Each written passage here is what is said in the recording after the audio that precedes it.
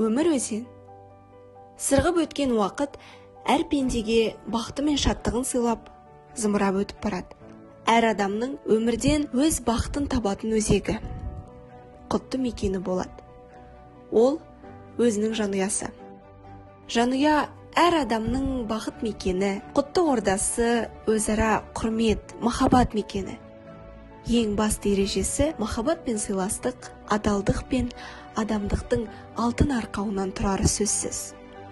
Бұл біздің отбасымыз. Бұл отбасыда біз өмірден өз үлесімізді алып, бақытты күн кешіп келеміз. Отбасымызда 5 адам бар. Әкем, анам, мен және 2 сіңілім.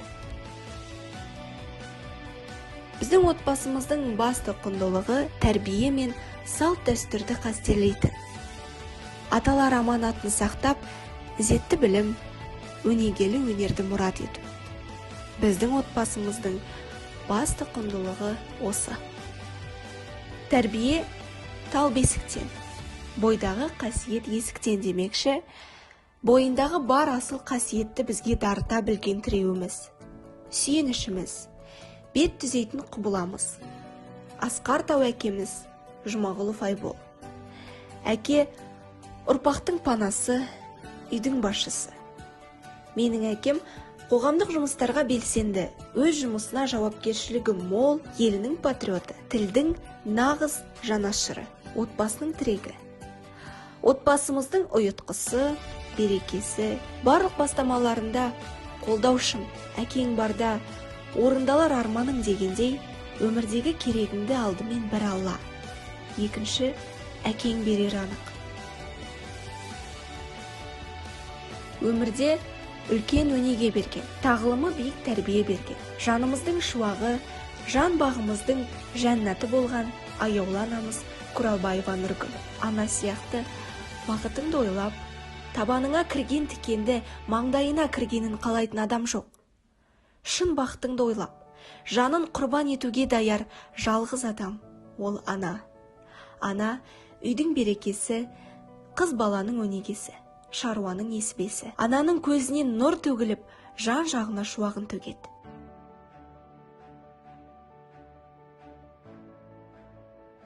Үйдің үлкені, ата-анамның болашағының байланысы болған мен Тұяқбай Ақнұр Айбол қызы. Менің кішкентайымнан өнер саласында жүріп, сахнаға шығып, өсіп жетілуімнің себепкері болған әкем мен анам. Өз жұртым да, нағашыларым да өнерден кем емес. Әкемнің қанымен, анамның ақ сүтімен дарыған бұл өнер менің өмірімнің бір бөлшегі.